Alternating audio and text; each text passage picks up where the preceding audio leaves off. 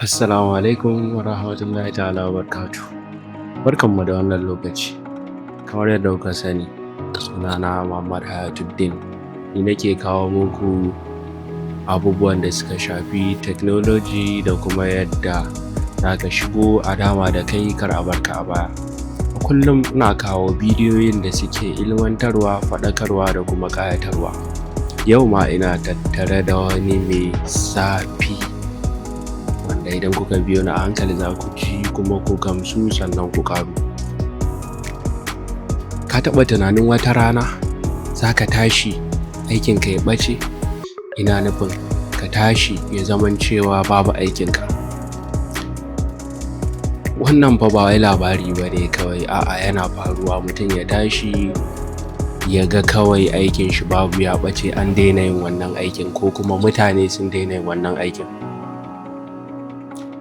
A cikin shekaru 5 kawai masu zuwa, ayyuka da yawa za su ɓace. Shin aikinka yana da tsaro? To, ga babbar tambayar a nan ita ce, ka shirya wannan canjin da zai zo nan da shekara 5? Ko kuma a'a? Barkanmu da zuwa. A yau za mu tattauna ɗaya daga cikin manyan batutuwan wannan zamanin, wato yadda fasaha ke canza ayyuka. Kuma bari na faɗa muku gaskiya, wannan ba magana ba ce kawai da ta shafi masu technology kawai.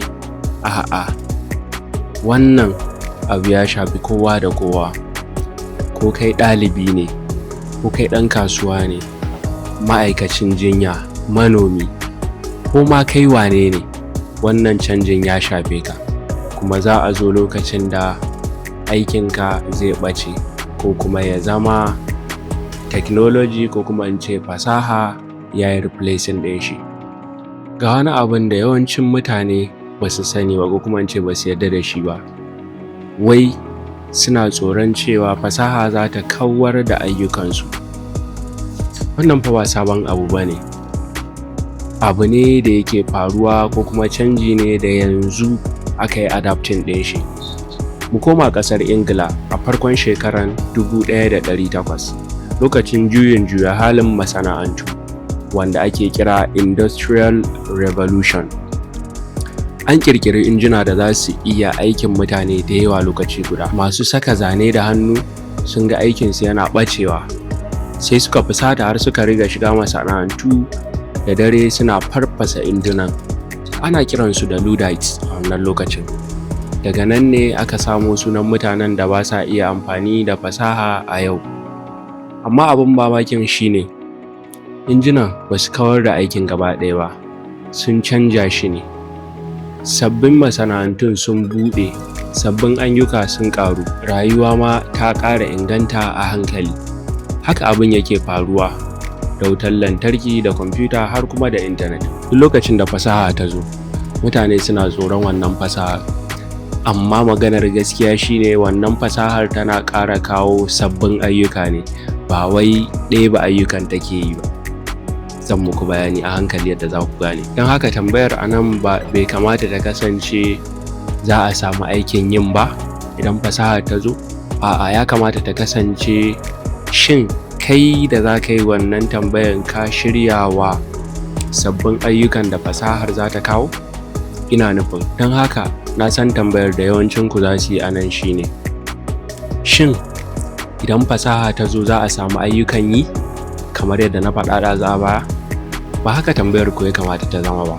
Ya kamata ku tambaye ni, shin kun shirya wa sabbin ayyukan da fasahar za ta kawo?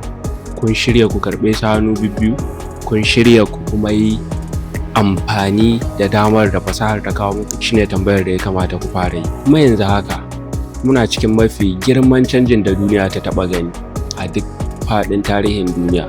Bari mu duba wasu ayyuka kaɗan da fasaha ta canza su. Na farko shine mai rubutu, wanda ake kira da turance typist. A shekarar 1960s to 1970s, kamfanonuwa suna da ma'aikata wanda aikinsu kawai shine su dinga rubuta takardu. Yanzu fa,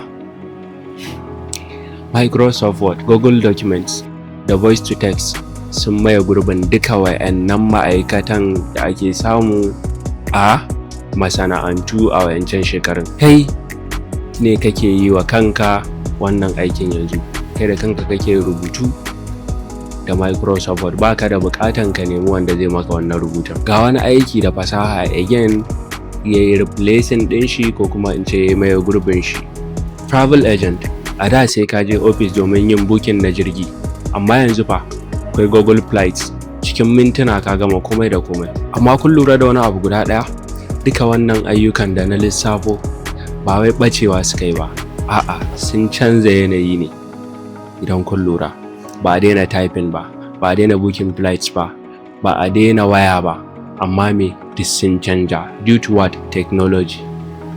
Efficiency su ya karu, an fi samun comfort, babu stress, babu komai, an ƙara sauƙi ne ta yadda mutane za su samu sauƙin yin ayyukansu, ba wai a daina yin wannan aikin gaba ɗaya ba. Ka yi tunani kamar haka, idan ka gaya wa wani a shekarar 1995 cewa wata rana mutane za su rika samun kuɗaɗe ta hanyar yin bidiyo, suna rawa, suna game a intanet, da za su yi tunani za su ce maka ka haukace ne, wato za su ce abin nan ba zai taɓa yiwuwa ba.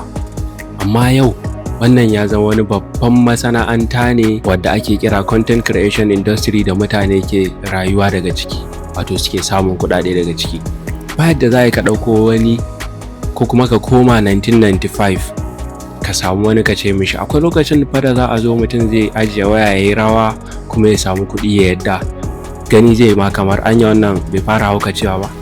Amma me gashi na yanzu yana faruwa kuma ana yi muna gani, ba sai na lissafo muku wanda suke rawan ba, mun san su kun san su. Ga wasu sabbin ayyukan da ya kamata mu fara adapting tun kafin lokacin da za su zo su fara replacing ayyukanku ko in ce ayyukanmu. Na farko shine app development ko kuma app developer. Yanzu miliyoyin app suna buƙatar miliyoyin developers. Dan kana so za ka iya zama daga cikin miliyoyin developers ɗin application.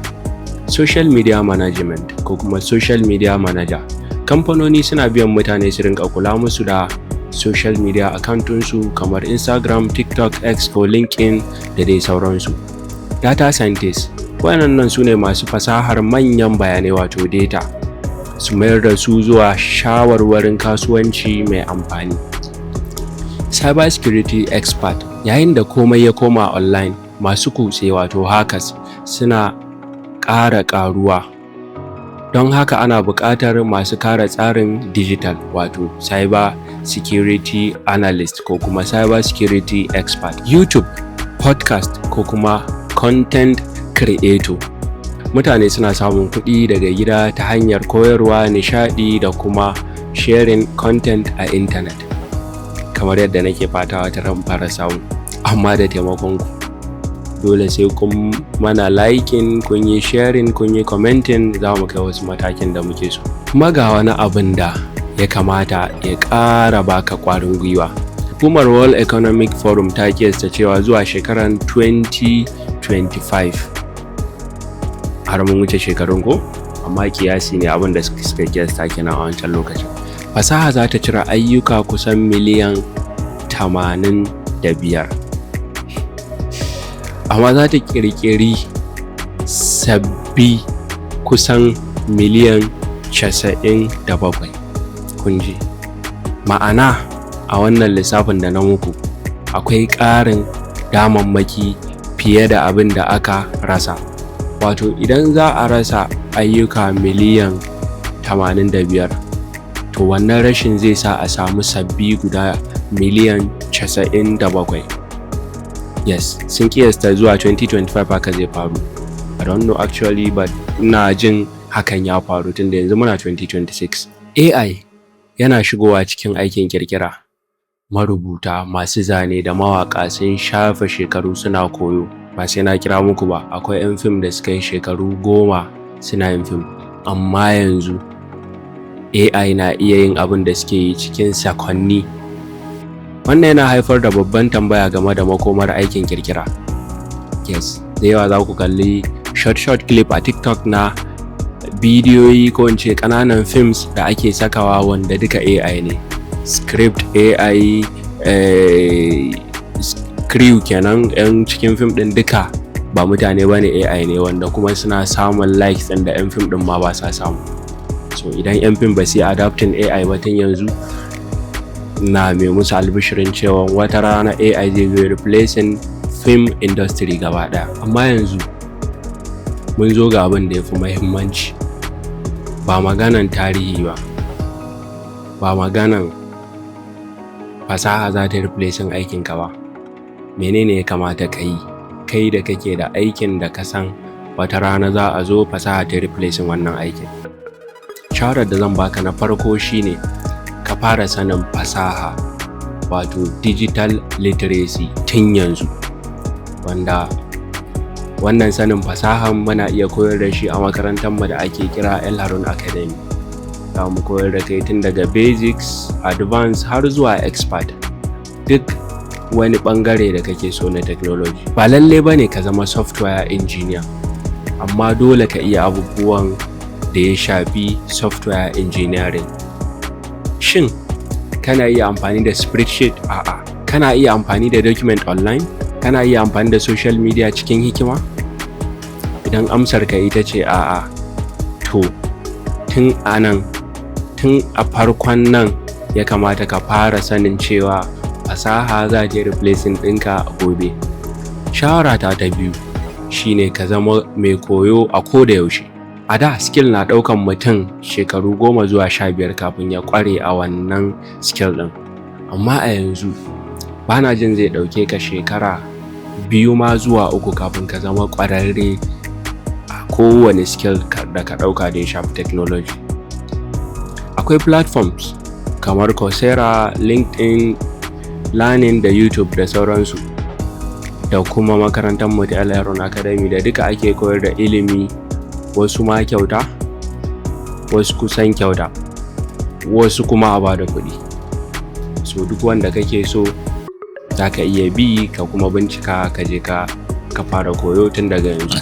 And then shawarata ta uku shine ka haɗa skills, ba skill ba, skills, wato ka zama komai da ruwanka.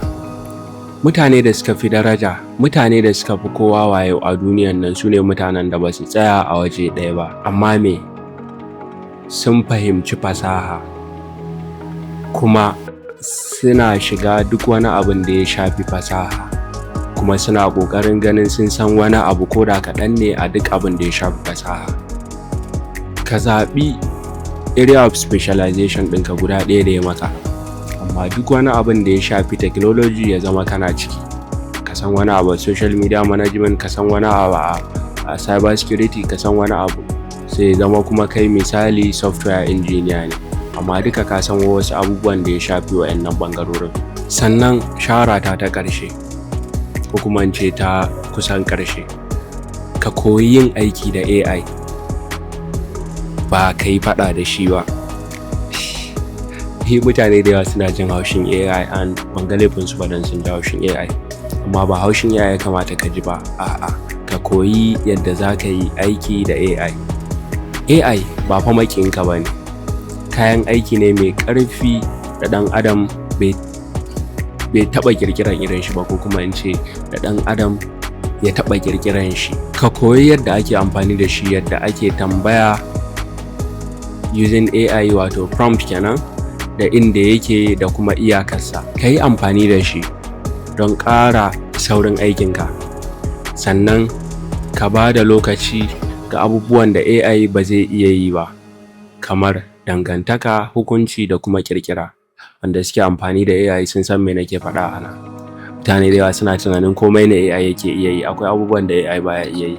Na yi bidiyo kwanaki akan AI, in baka gani ba za ka iya zuwa ka duba profile ɗina, akwai bidiyon da na yi akan AI, za ka kalli duk bayanan da na yi a kai. Sannan shawarata ta ƙarshe shine ka fara yanzu, ba sai ka jira har ka shirya ba. Dan na ce yanzu kenan. Mafi kyawun lokaci da za ka fara shine jiya. Na biyu mafi kyawu shine yau.